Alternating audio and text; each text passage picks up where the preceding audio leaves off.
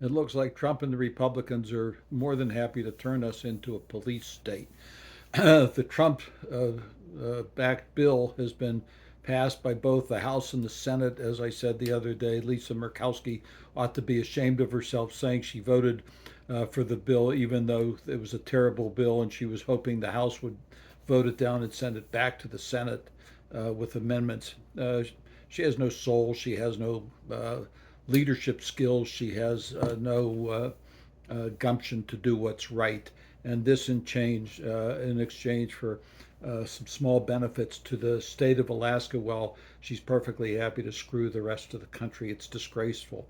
Meanwhile, ICE gets huge budget fundings while medical research is being cut, while health care to the poor and the needy is being cut, while stringent requirements are being put on them in every other state except Murkowski's for work requirements. It's appalling that she voted for it, but nonetheless, this is what we've got, and there's going to be a terrible price to be paid for it.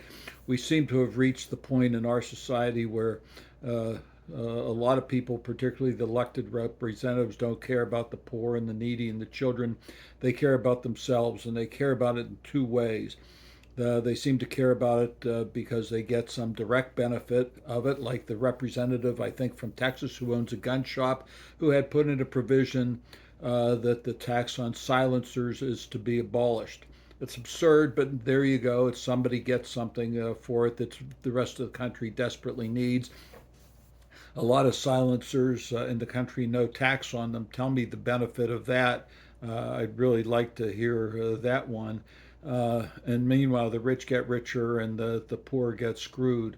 I've been a lifelong Republican. I'd worked for three different Republican presidents in a campaign capacity. I was proud to have done it, and I'm proud of those people that I had the opportunity to work with. But this isn't Republican. This is ugly. And the more you read about the ICE detentions and ICE, the story came out in a video of ICE officers publicly urinating in a children's schoolyard out in California, dragging people out of their homes, dragging people out of their cars. This isn't America. This is some fascist state. Um, I've been saying for a long time that I believe that we're reliving the 1930s, where Russia has taken the place of Germany. China has taken or trying to take the place of Japan. But I will say I think they're much more sophisticated than the brute military force of Japan. And uh, uh, America and Trump seems to be taking the place of what I view as sort of the comic figure of Mussolini. Uh, there will time come that we are going to pay the piper for all these terrible things that are being done, and I feel particularly upset for our children who are going to have to pay the financial piper for this.